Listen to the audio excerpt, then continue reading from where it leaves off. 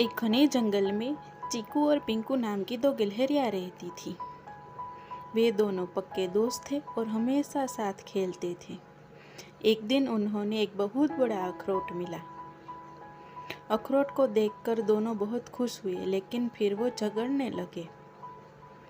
चीकू बोला, इसे मैंने पहले देखा। पिंकू बोला, नहीं मैंने। तभी पेड़ पर से बंदू बंदर कूदा। वह उनकी लड़ाई देख रहा था। उसने कहा, झगड़ो मत दोस्तों, मैं तुम दोनों में अखरोट बराबर बांट दूंगा।